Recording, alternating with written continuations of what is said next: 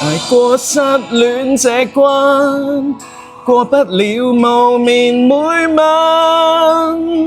愛恨循環擴散，抱着似遺跡的被單，拒絕沉溺這樣難，求合上我睡眼，清醒更加慘，怎去習慣？好慘啊！點樣去習慣冇嗌魚嘅日子呢？所以一定要聽嗌魚嘅歌啊嘛！